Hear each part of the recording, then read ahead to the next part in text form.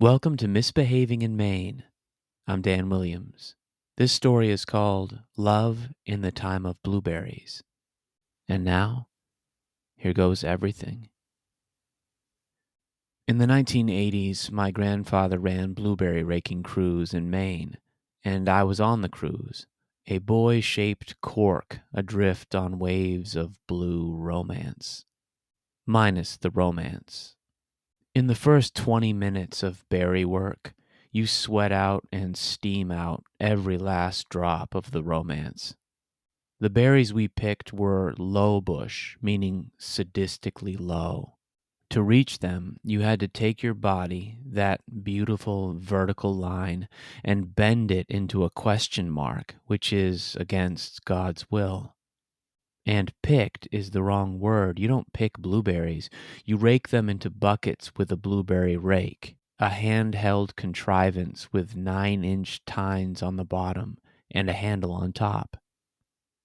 So you're out there breaking the back and sweating the sweat, filling up bucket after bucket while the sun's raw light fills the meat bucket that is your body, fermenting there into a hearty vintage of melanoma. I was 5 years old when I got into the business. The sun's thumb mashed the top of my head hard enough to plant me beside my empty 5-gallon abyss. I plucked one berry, dropped it into the bucket, and watched the berry fall. I had time to blink, and it still hadn't hit the bottom. I had time to do the math. This bucket, eater of worlds, will never be filled. I am standing next to 5 gallons of eternity. Finally, the berries struck, drumming the bottom of the bucket, making the exact same sound as a stone on the lid of my coffin. I dropped my rake, the sunlight slamming me from above and the bucket's emptiness slamming me from below, squeezed out the last drop of my hope. I cried. My cry was interrupted by the sound of my name. I heard it called from a megaphone on high. I turned in the direction of the closest on high and saw my father atop a near-distant hill. "Dan," he said, "keep going." Then he moved on to some other on high. I waited until he was far enough away, then got my cry going again. The plan was to cry until something changed, which sucks. That's the game plan of a baby. Effective, but babies are full of crap, and you can't live that way for long and keep your honor. Honorable or not, it worked. I cried, and something changed.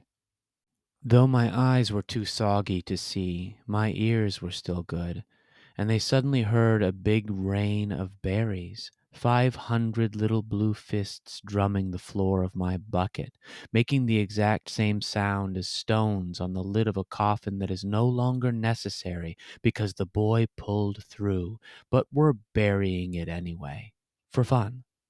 Screw that coffin. I wrung out my eyes, and there he was. An older kid dumping his extremely full rake into my bucket. I don't remember him saying anything. I don't remember saying anything to him. I don't even remember him having a head. He was long legs and a kind hand, which is more than enough. Then he was gone. Later, Dad said, "Did you thank him?" How could I? He didn't have a head. My mystery kid had no room for a head. He was all heart. He was love. Or, as the old ones say, he was charity. And God bless him, damn it, every one. Because his blueberry boost gave a far greater gift than just 1/10 of a bucket. It gave me eyes to see impossibility divided into manageable blocks, and ears to hear my father's "keep going," and to finally understand it. The gift also gave me a brain to wonder what charity my headless friend had received long before he found me, the charity that started him on his path away from emptiness and filled him so full of hope he could afford to give hope to others for free. It must have been a powerful charity, high-quality love, the finest, because a single rakeful of the stuff has lasted me all my life. This has been Misbehaving in Maine. See you next time. And remember, you may be wicked, you may be weird, but you're not alone.